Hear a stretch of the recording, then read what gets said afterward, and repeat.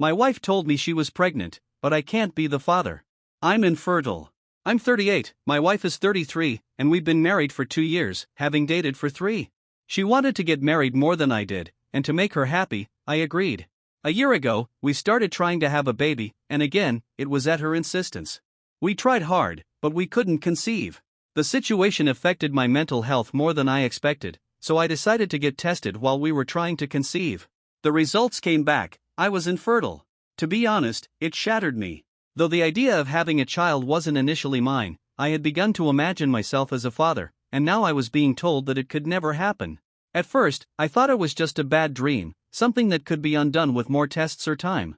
But no, it was real, and it hit me harder than I anticipated. I thought of how to tell my wife. She was already behaving strangely, almost cruel, and I couldn't imagine what would happen if I told her the truth. How would she react when she found out that something she desperately wanted might never happen with me? Would she leave me? I had to think carefully, but before I could say anything, she surprised me. For days after I got the test results, she sat me down. Her eyes sparkled as she told me she was pregnant. It took me a moment to process her words. I thought I was hearing things. My pulse quickened, and my thoughts went into overdrive. But I couldn't show anything. She was so happy, so full of joy, and I had to pretend to share it. I nodded, I smiled, and I even helped her plan the party to announce the pregnancy. But inside, my world was crumbling. The next day, I went back to the clinic for another test. The results came back the same. I was infertile. I couldn't be the father. If it wasn't me, then who? The only logical explanation was that my wife was cheating on me. But how? We were financially tied. The costs of artificial insemination were high, and she had never asked me for that kind of money. Was she seeing someone else? The more I thought about it, the more I felt like I was drowning in doubt. I couldn't confront her just yet. I had to figure out who the father was first, but she was planning a huge party to announce her pregnancy to our friends, family, and even some of my colleagues. It felt like everyone was in on it except for me. The day of the party arrived, and I was barely holding myself together. The house was full of laughter, celebration, and good cheer. I kept up appearances, acting as happy as anyone else, but my mind was on fire with the thought, who was the father? Among the guests was a man I had always trusted, our neighbor. He was 27, young, handsome, and had been close to my wife since he moved into the house across the street. He was a model, trying to break into the industry, and I never thought anything of it. But when he walked in, my wife's face lit up. It was the kind of look she had never given me, and I couldn't ignore it. She went straight to him and hugged him longer than anyone else, her eyes lingering on him in a way that made my stomach churn. I had to find out. I had to know what was going on. I made an excuse to go to the bathroom and instead went to our bedroom. My wife's laptop was there, and I knew this was my only chance. I tried to access her phone while she was asleep, but nothing suspicious turned up. But this could be the key to everything. I opened her laptop. There was no password. I accessed her email, and that's when I found the truth. Another email account, one that wasn't hers, but one that she had been using to communicate with him. The love letters, the confessions, the plans to run away together. She told him she was pregnant, and he wasn't happy about it. The messages stopped for a while, but then, I found the worst one of all. She was planning to divorce me right after the baby was born. It wasn't just an affair. She was going to manipulate me into fathering a child, collect child support and alimony, and then leave me for him. The worst part? She had been so good at hiding it all. She played me like a fool, and I didn't even see it coming. I could feel the nausea rising in my throat as I stared at the emails. Betrayal was one thing. But this was manipulation on an entirely different level. I took a few photos on my phone for proof and then closed the laptop. I had my answer, but now I had to figure out what to do with it. I thought I was prepared for this moment, but in the end, I was simply crushed. What now? Confront her? Expose her to our families? No. Not yet. Not until I had all the pieces of the puzzle in place. I needed to gather evidence, and I needed to make sure that when I confronted her, she wouldn't be able to turn the tables on me. The next few days passed in a blur. My wife was planning the big reveal party, and I was spiraling deeper into my own thoughts. Could I really confront her with this? Was I prepared for the fallout? But as the day of the party approached, I knew one thing for sure: something had to change. I had to act, and soon.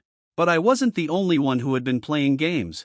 My wife had always been a good actress, but now she was playing a part one didn't recognize. She seemed almost too happy about the pregnancy, and the more I watched her, the more I felt like she was faking it. Her joy felt forced, like a mask she wore to keep me in the dark while her real life unfolded somewhere behind closed doors. But the next day, after I had gone through the emails, I knew I had to make a decision.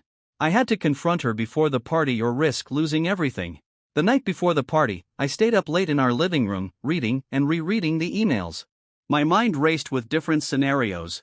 What would I say? How would I handle it? Every part of me wanted to scream at her, to demand answers, but I couldn't give her the satisfaction. No, I had to be calm.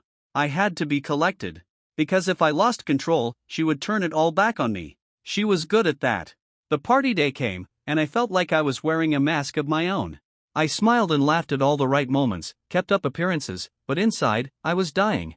My wife was glowing, talking to everyone as if everything was perfect. She didn't even seem to notice how distant I had become. But I noticed something else. Our neighbor was there too, always lingering around her, always just a little too close. It was like they were in their own world, and I was just a spectator in my own life. I had one mission tonight. One mission only, to confront her. I had already found the proof, the lies, the manipulation. But I needed her to know I wasn't blind. I wasn't the fool she thought I was. As the evening went on, I made my move. I excused myself to the bathroom again, but this time, I didn't go back. Instead, I made my way to the kitchen where my wife's laptop was hidden in a drawer. I had been waiting for the right moment to get back into it, and this was it. I sat at the kitchen table, trembling with a mix of anger and fear. I opened the laptop again and began to scroll through the emails, searching for the worst one. The one that confirmed everything. It didn't take long. There it was, in black and white, the email where she said she was planning to divorce me after the baby was born and run away with him. Her lies, her deceit, laid bare in front of me. I had to act, but I didn't know how. I had to stop being the passive husband who just let things happen. No more pretending everything was okay. No more playing the role she assigned me. This time, I was going to take control of my life. But just as I was about to close the laptop and prepare to confront her, I heard the sound of footsteps behind me. It was her. My wife stood in the doorway, a smile on her face as if nothing was wrong. She had no idea that I knew everything. "You ready to make the big announcement?" she asked, almost sweetly. But the tone of her voice was off. It wasn't the voice of a woman who was happy. It was the voice of a woman who was trying to maintain a facade. The only question now was, what would I do next? I stood frozen in the kitchen, my heart pounding. There she was, standing in the doorway, her smile as radiant as it was fake. I had just discovered the depths of her deception, and yet she was still trying to play the role of the perfect wife. The woman who had been pretending for months, manipulating me into believing everything was fine, was standing right in front of me, asking if I was ready to make the big announcement. For a brief moment, I wanted to confront her. I wanted to shout, to accuse her, to expose everything.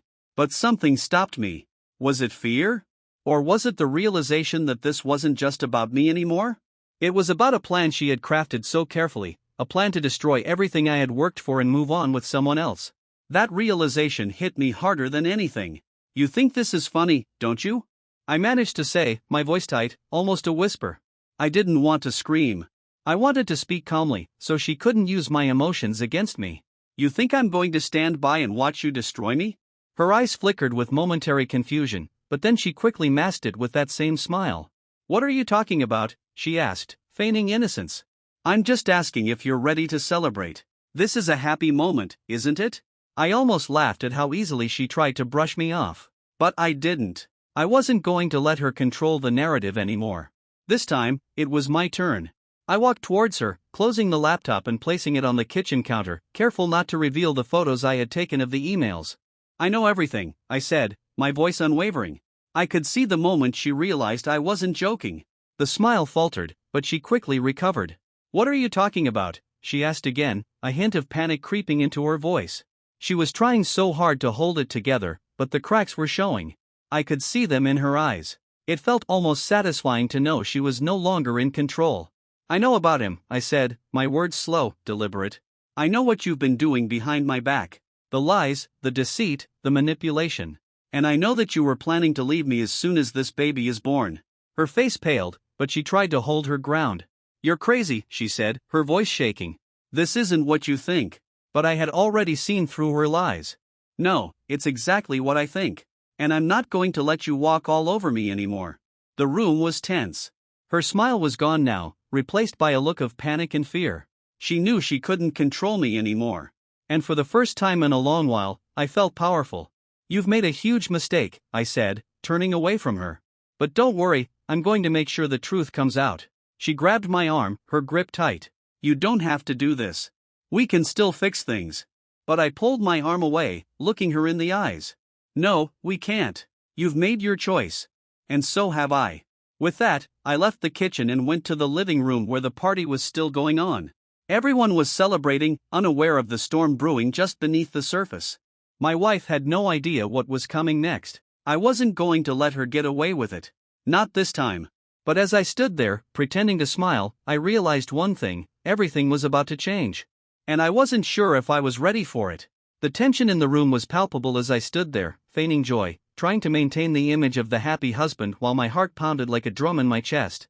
The guests were talking and laughing, oblivious to the storm that was unfolding just behind the scenes.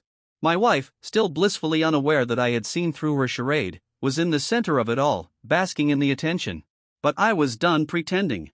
As the evening dragged on, I found myself increasingly detached from everything around me. Every time I looked at her, I saw only lies, manipulation, and betrayal. I watched her laugh, her eyes sparkling as our neighbors fawned over her, but all I could think about was the other man. How could she do this to me? How could she act so loving in front of everyone when I knew the truth? I could feel the bitterness rising in my throat. At one point, she pulled me aside to show off some of the baby clothes she had picked out, her face glowing with excitement. She talked about how we would be the perfect family, how much she had always dreamed of this. But as she spoke, I couldn't even hear her words. It was like a deafening noise in my ears. All I could hear was my heart breaking, again and again, with every lie she told. I knew now that she didn't care about me, not in the way she had promised all those years ago. The only thing she cared about was her own escape, her own plan for a new life. I kept my composure. I smiled and nodded, told her how cute the clothes were, how I couldn't wait to become a father. But inside, I felt empty. I felt like a ghost in my own life. I was drowning in my own thoughts, and the worst part was that I didn't know how to stop it. But then something happened that changed everything. As the night wore on and the guests began to leave, I saw him again. Our neighbor. He was standing by the door, talking to some of the guests, his hand brushing against my wife's shoulder as he made his way out. I watched them exchange a glance, a look that was way too intimate for my liking. My blood boiled. I couldn't let this go on any longer. I told myself I had to confront her. I had to end this once and for all. I couldn't keep living this lie. But I couldn't do it here, not in front of everyone. So, I waited until the last of the guests had left, and then I made my move. "We need to talk," I said, my voice low, my eyes locked onto hers as she tried to clean up the leftover plates. She froze, looking up at me with an expression I could barely read. I wasn't sure if she was worried about what I might say, or if she just didn't care anymore. "About what?" she asked, her tone sharp, defensive. But I could see the tension in her shoulders. She knew something was coming. She just didn't know when. "About you and him," I said, the words slipping out before I could stop them. "I know everything." Her face went pale. For a split second, I thought I saw a flicker of fear in her eyes, but she quickly recovered, masking it with an expression of indifference. She set down the plate she was holding and turned to face me fully. "What are you talking about?" she asked, her voice tight, but I could tell she was already bracing herself for what was to come. Her defense mechanisms were kicking in. She was already preparing to spin some new lie to make it all go away. But I wasn't going to let her. Not this time. "I know about your emails," I said, each word cutting through the air. "I know about him. I know about your plan to leave me and take everything I've worked for. You've been lying to me this whole time, and I'm done pretending." The silence that followed was deafening. Her mouth opened and closed, but no words came out. She looked like she had been hit with a freight train, and for a moment, I felt a sick sense of satisfaction. She had finally been caught. But that satisfaction didn't last long. What came next was something I hadn't prepared for. "You think I'm the only one who's been lying?" she asked, her voice shaking, but there was no mistaking the venom in her words. "You think you're the good guy in all of this? You think you're some innocent, poor little husband?" The words hit me like a slap. It wasn't the reaction I had expected. I was expecting guilt, remorse, maybe even tears. But this? This was something else. Something dark. "You're the one who's been lying to me, not the other way around," she said, her eyes flashing with anger. "You think I don't know about your little secret? Your infidelity?" My breath caught in my throat. It was like the world had stopped spinning. I could feel my heart drop to the floor. What was she talking about? How could she know? I stood there, speechless, as she continued. I know about the texts, the late-night calls, the hotel rooms. You think I didn't notice? You think I'm that stupid? The words swirled around me like a hurricane, and for the first time in this entire ordeal, I felt completely out of control. I had no idea what she was talking about. But it was clear now, she had been watching me just as closely as I had been watching her. The game had changed. It wasn't just about her lies anymore. Now, it was about mine. I was drowning, and I had no idea how to keep myself afloat. The room felt suffocating as we stood there, both of us caught in a web of lies and secrets. My mind raced, trying to process what she had just said. She knew about my secret? How? I had been so careful. And yet, here she was, accusing me of the very thing I had been accusing her of. It felt like everything I had been holding onto, everything I thought I knew, was slipping through my fingers. My wife had betrayed me, yes, but had I been any better? Had I not also betrayed her trust? My mind was a whirlwind, trying to understand how everything had unraveled so quickly. But in that moment, something inside me clicked. This wasn't just about the lies. This wasn't just about her affair or my own mistakes. This was about control. I had been living under the shadow of her lies, but now, in the cold silence between us, I realized it was my turn to take control. I had been passive, pretending everything was fine when I knew deep down it wasn't. But no more. I wasn't going to sit back and let her win. I don't know what you think you know, I said, my voice steady despite the storm raging inside me, but this is over. I could see the shock in her eyes, the disbelief as the words settled in. She had thought she could manipulate me forever, but she hadn't counted on me fighting back. She opened her mouth to argue, to twist the situation, but I cut her off. You're right about one thing, I said, my eyes locking onto hers. This is a mess. But I'm done. I'm done pretending I don't see it. I'm done being your pawn in this little game. I took a step back, breathing in deeply. I wasn't going to let her make me feel small anymore. She looked at me, stunned, her face pale. For the first time, I saw a crack in her facade. She wasn't the confident, calculating woman I thought she was. She was scared. Scared of losing control. Scared of being exposed. I don't want you anymore, I said, the words heavy, like they were ripping something inside me. But they had to be said. She had broken me. She had taken everything I had trusted and destroyed it. And now, it was my turn to take back what was mine.